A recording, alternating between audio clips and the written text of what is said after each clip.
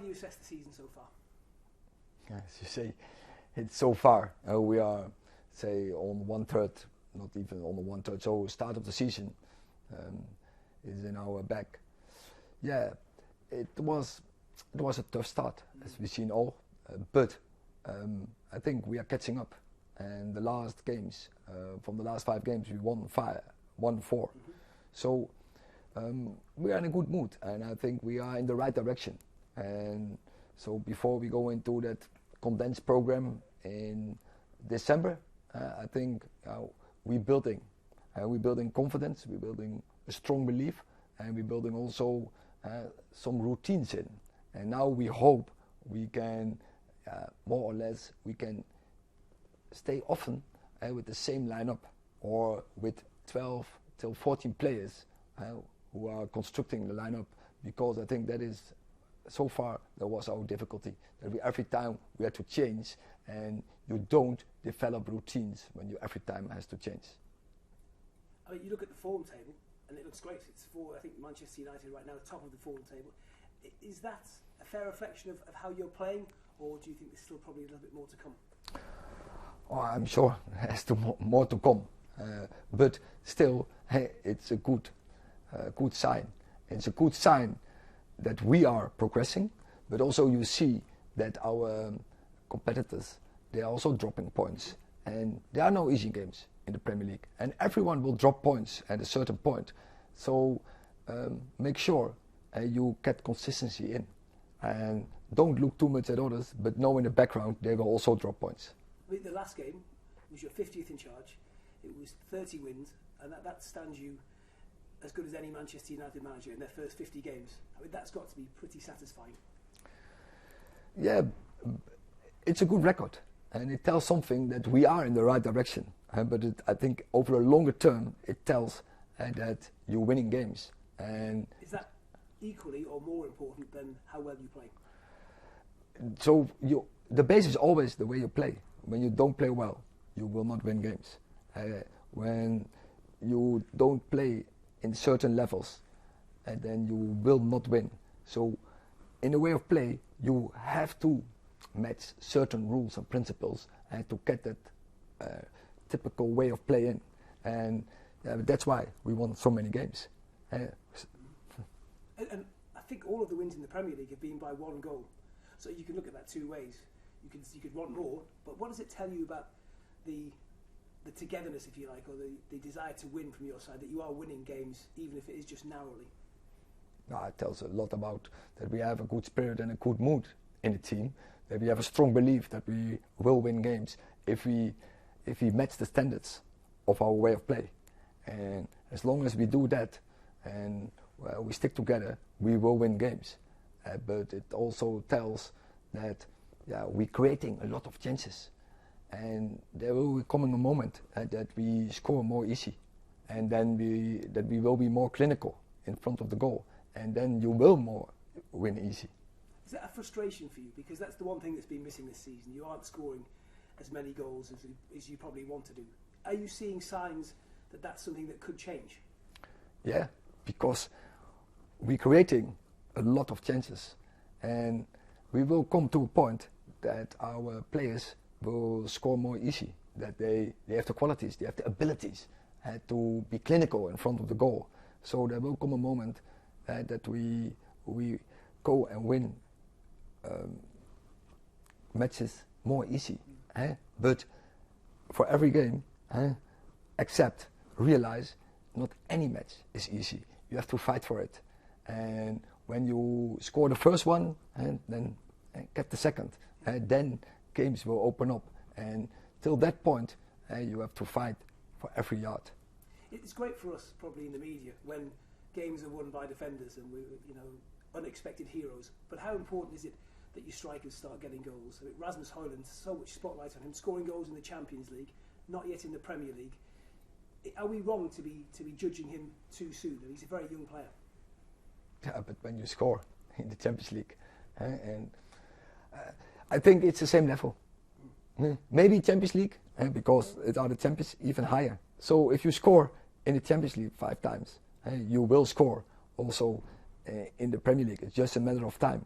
as long as we as a team creating the chances, and as long as he is convinced and believe, he will start scoring goals. And the same is for Marcus Rashford.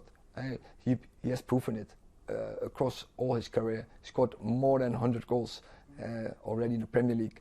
He scored last season 30 goals. So there will come a moment in this season that it clicks, and then we are on fire. But also the other offensive players, our sides, they are also able to score. Garnacho, Anthony, Pellistri, Fernandes is not really offensive, but offensive midfielder, Scott McTominay. So we have many players. We have even 13 players across our squad who score goals. But also that tells something about the way we see football. We attack with 11. Also, we defend with 11. Just on Marcus, do you think at the minute, is there maybe a case to say, is he just trying too hard? Is he overthinking the things that would normally come naturally to him? I think every striker will do. In the moment he has a period that he is not scoring, and then every striker starts to think. And when it happens, yeah, you are right. And then you miss the moment because you have only a split moment. And in the Premier League, Champions League, opponents defending so well, not only as individual but as a team. And so you have to take benefit from that split moment to make it count, and that you have that half a yard, split second to score a goal. Can I ask you about the injuries? I was counting up. I make it 14 injuries since the start of the season. How frustrating is that for you? Is there a reason why you've had so many? And it's not just Manchester United. I think Newcastle, Tottenham, Chelsea have all had huge number of injuries. Is there something about this season in particular that's causing maybe a larger number for the big clubs than in previous years? We did some research about it, and so what you're seeing that the standards in the Premier League from this season to last season again are increased. And quality of the football? I would not say the quality, but the winning stats. Like the intensity? The intensity, the volume, it increased. So it's every time, it's like, it's survival of the fittest. And so that's a big factor in English football. And I don't want to ignore the others who has an impact on the game, like tactics, definitely not. Mentally, always huge. In the end, it will win you games. But the foundation is always running. When you can't run individual or as a team, you can't win games in the Premier League. Is that unique? Are we different in England to the other big countries in that sense? Is the intensity higher here than it was in Holland, for example, and across the other big European countries? Yeah, it's true. Because here is the concentration of the best players in the world. And that's what you see the last couple of years, that the English clubs take the best players. And so that means you get challenged in every game. And against every team has very good quality. And they don't have weaknesses, any player. So that means you have to match those high standards. And if you can't, you drop off. Are you close to getting anyone back? Could Luke Shaw be available at Everton?